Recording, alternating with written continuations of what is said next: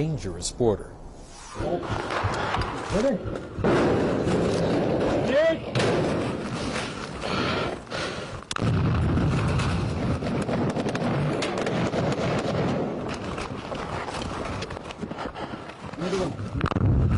These soldiers are clearing a house they suspect of being a Taliban hideout. But these are not US troops, and this is not Afghanistan.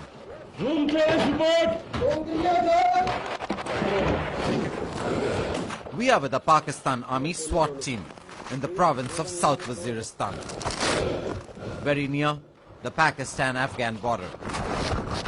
The Pakistani army is launching a multi-pronged attack against the Taliban, deep inside Pakistan's federally administered tribal areas, a remote area where the army and the government rarely venture into.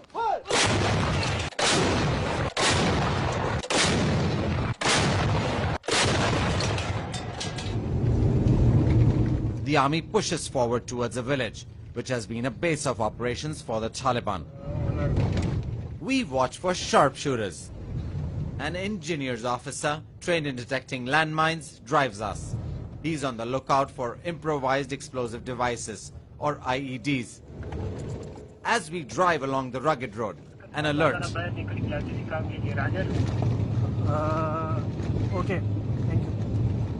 Actually, they have said that there is a suicide threat. A suicide bomber. We scan for a motorcycle, a car, even a bicycle driven by a man who wants us dead. But we see no sign of people here.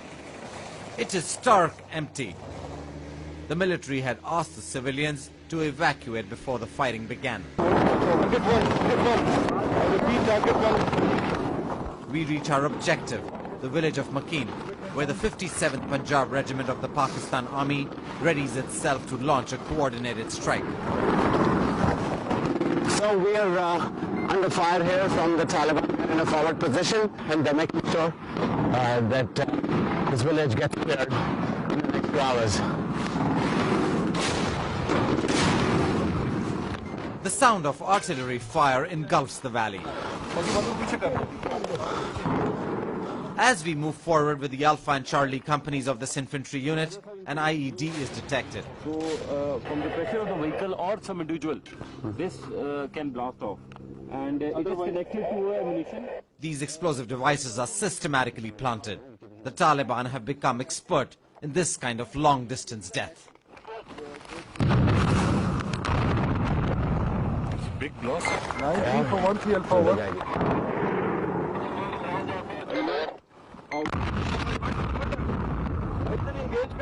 I repeat, target 1. Target 1 engage, 1 round gunfire over.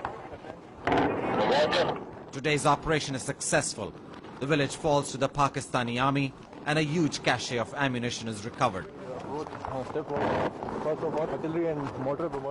A number of compounds in a particular village, when we go in those compounds we find weapons.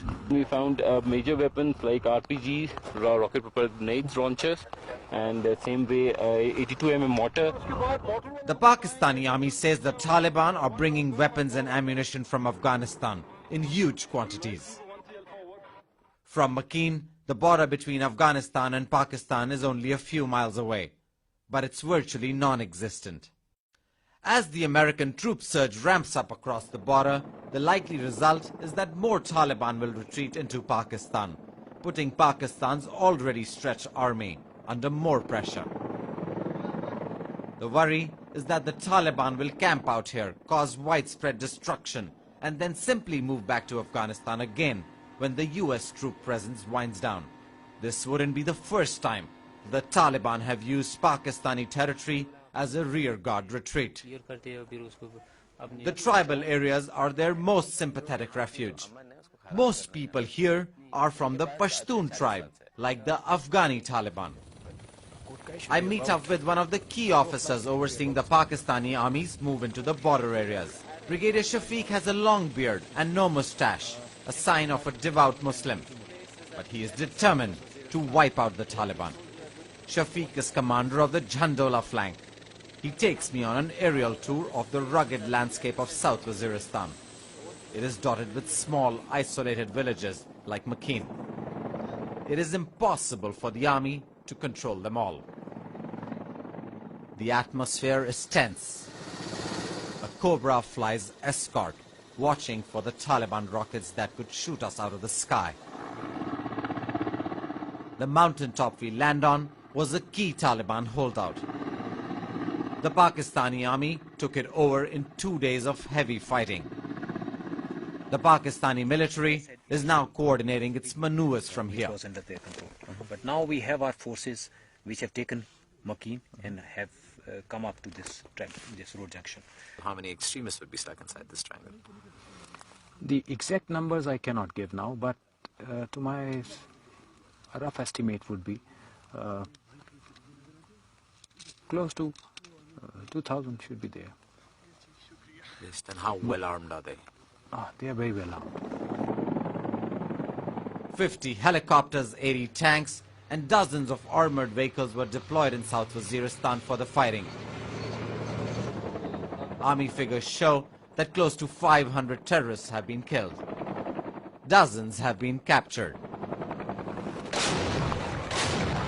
Last month, this offensive was declared a success, but it is far from over. Wait, Imran, wait.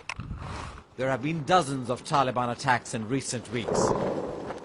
But the bigger problem is that the main Taliban leaders have slipped away to other tribal areas. The US says the Pakistan army is not doing enough. These soldiers on the ground disagree. Give me okay report first, Imran. They can come over here, they sit with us, and they see what we are doing. The things are right in front of you. This is unconventional war. What we are doing over here, it's not for ourselves, for Pakistan. Rather, we are doing for the whole world. But in spite of the army's offensive, Taliban keep retaking villages like Makeen. As the night falls, Taliban begin resurfacing and moving. The army does not sleep either, pounding them with 130 mm artillery shells.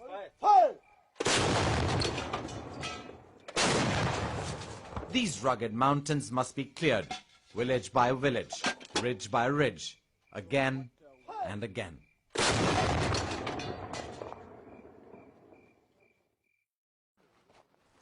This was the home of Bayatullah Masood, the most notorious Taliban leader in Pakistan. He headed the Tehreek-e-Taliban, a once 5,000-member strong force. In August 2009, he was killed in a US drone attack. Bayatullah is believed to be responsible for the assassination of former Prime Minister Benazir Bhutto. Today, his house has been flattened by the army. They found a large quantity of weapons stored in an underground bunker. And they bring them here, and they depict it. Just a few hundred meters away, a disturbing scene. A complex that was the indoctrination center for teenage suicide bombers. This may be the stages rooming from one room to another beautiful room to another beautiful room.